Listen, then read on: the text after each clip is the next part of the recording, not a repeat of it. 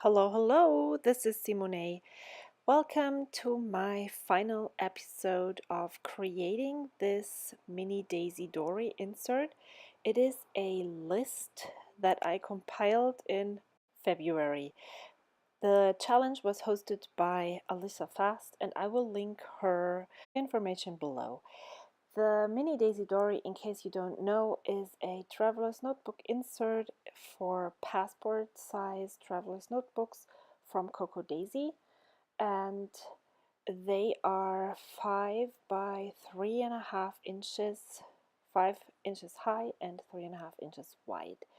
And yeah, it is part of a planner kit subscription, but I just purchased the Mini Daisy Dori separately and to use them for projects like these.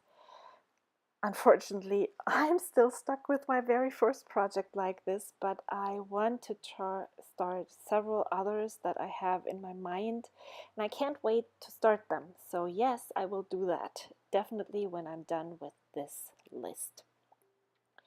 So I am using a kit that I compiled of leftovers from a scrapbooking collection, the Crate Paper Heart Day collection. That was my April Lily design team collection obligation. Isn't that a great word? I just made up. So there were these tags in the ephemera pack, and I thought they would really look great on a page. And so I just used two because two is always better than one. And the love underneath just didn't work well. Not because I didn't want the love there, but because the photo is so small and the tag would be so dominating, so I just cut it off. It doesn't really need to be there. And this is prompt number 25, I think. And it doesn't really matter. It's about a place I go for lunch. And yeah, I love going to the small cafe right where I live, and I usually take a book or my planner and just have lunch by myself. So when my husband asks what I'm going to have for lunch, and it's that coffee date with a book or lunch date with a book, I'm usually like, oh, hopefully he doesn't ask and comes along because I want to be by myself. I don't want to talk to him. Yeah, I'm really mean. So I'm cheating again with my brush lettering because I use a pen to write out the words. I'm I haven't practiced brush lettering, and I can't use a brush pen because my hand is I'm so heavy-handed that I can't do those thin upstrokes. They just kill me. So I found that when I just and simply use a pen and then outline the downstrokes with a brush pen, I get a really great, yeah, looks like very much like fake hand lettering, and that's exactly what I want. And if I can omit um, practicing hand lettering, that's perfect. So the next page is a bit tricky because I have this screenshot of an app from that's the Pot Bean app if you're interested, and this heart that is in the center. And the only thing that I can do is either cover the heart with the photo, but the photo is so dominating the heart, it doesn't really work. But the idea of placing that photo on the top right corner, I really like that. And so I just take that chipboard heart from the chipboard sheet and use that and cover it up. I don't really need to cover things up in the Daisy Dori. I really like the art that is in there. Even months where I think, oh no, like in June, flamingos? Really? Sometimes those months where I'm not really so sure about the designs end up being the months that really work perfect for me. I don't know why, maybe because my expectations aren't that high. And yeah, I really, most of the time, I work better with things that I'm not so sure about than with things that I really love. Maybe because I'm afraid to mess them up, and then I'm not as brave to try things that I usually do. So yeah, I put that heart down there. I stamped the 26 right next to it. It was a perfect place for it. I put that photo on the top right corner of the heart.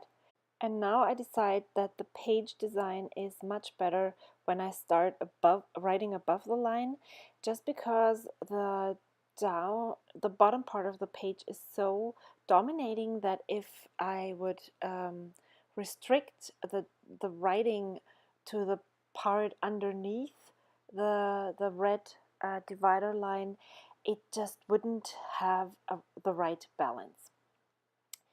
So I love something I listen to, and I decided not to write down my current playlist, but to write about my favorite podcasts at the moment.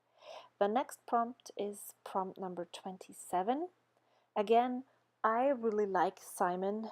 Simon is a Coco Daisy favorite of us. He is Simon the Bunny, and he appears in some of the Coco Daisy product.